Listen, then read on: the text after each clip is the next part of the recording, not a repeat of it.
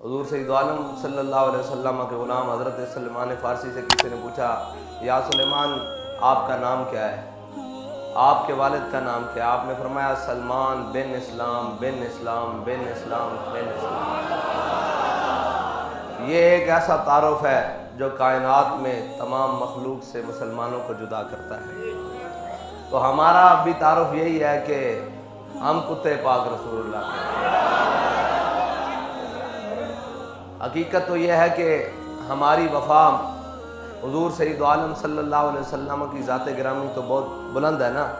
ہماری وفا تو اس وفادار رسول سے ہے جس نے اپنی ساری زندگی حضور کے ساتھ وفا میں گزار دی۔ ہماری وفا کا تقاضا یہ ہے کہ جو نظریہ، جو سوچ، جو رستہ وہ ہمیں دے کر گئے ہم اس پر کاربند رکھیں، نہ اس سے ایک انچ آگے نہ ایک سوتر پیچھے۔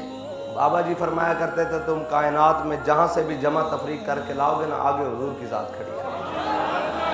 تم کلعدم کر دو گے پھر بھی لبیک یا رسول اللہ ہوگا، تم گولیاں چلاؤ گے پھر بھی لبیک یا رسول اللہ ہوگا، تم FATF کی شرائط مانو گے تب بھی لبیک یا رسول اللہ ہوگا۔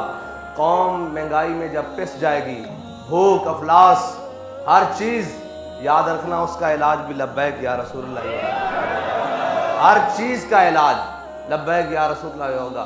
اور اگر کسی کے دکھوں کا مداوع ہوگا تو وہ حضور کے نام سے ہی ہوگا، وہ اسی نظام سے ہوگا، وہ نظام عدل قائم کرنے سے ہوگا جو میرے آقا و مولا صلی اللہ علیہ وسلم دے کر گئے، اس قرآن سے ہوگا جو میرے آقا و مولا صلی اللہ علیہ وسلم کے قلب اطہر پر نازل ہوا۔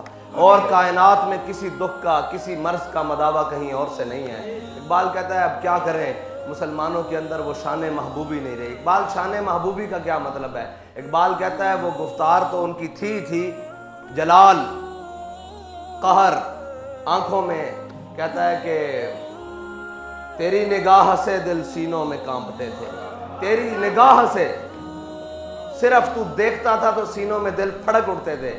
کہاں گئی ہے وہ نگاہ؟ اور اس لیے وہ نگاہ کہ وہ یورپ نے خیرہ کر دی ہے، یورپ نے برباد کر دی ہے، یورپ نے وہ دکھا کر، وہ سنا کر، وہ منظر لاتے ہیں سرور اول دیتے ہیں شراب آخر دے کر، مسلمانوں کی نگاہ کو خراب کر دی۔ اقبال کہتا ہے تیری نگاہ سے دل سینوں میں کانپتے تھے، کھویا گیا ہے تیرا وہ جذبے قلندرانہ۔ سچی بات ہے، ہم دیکھتے تھے اتنی مشکلات، اتنی دھمکیاں اور اتنے معاملات، بابا جی صرف ایسے مڑ کر دیکھتے تھے نا تو ساری صفائی ہو جاتی تھی، صرف ایک ترچھی نگاہ سے۔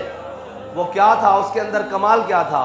ایک اپنے آقا و مولا صلی اللہ علیہ وسلم سے وفاداری تھی، اور دوسرا اس آنکھ میں حیا بڑا تھا، اس آنکھ میں حیا بڑا تھا۔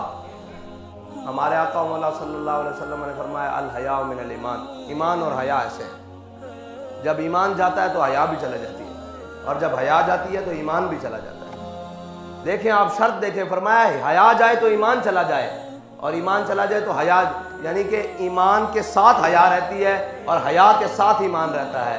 اب جن میں سے دونوں نکل جائیں وہ بھی مسلمان ہیں، وہ جن میں سے دونوں چیزیں نکل جائیں، نہ ایمان موجود ہو نہ حیا موجود ہو، وہ کیا مسلمان ہے؟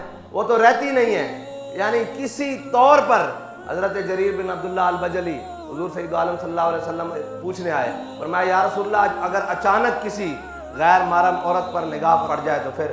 آپ نے فرمایا میرے غلام میں جریر اصرف بصرہا، اپنی نگاہ کو پھیر لے۔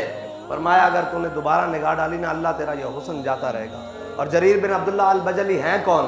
جنہیں یوسف حاضل امہ کہا جاتا ہے، اس امت کے یوسف، اس امت کے یوسف۔ نگاہیں میں قلندرانہ پن اور جلال آتا ہی جب ہے نگاہوں میں حیا ہو، جب دلوں میں حضور کی محبت ہو، جب دونوں ہی چیزیں موجود نہ ہوں پھر ہم کہیں ہم سے کوئی ڈرے گا، ہماری بات میں اثر ہوگا۔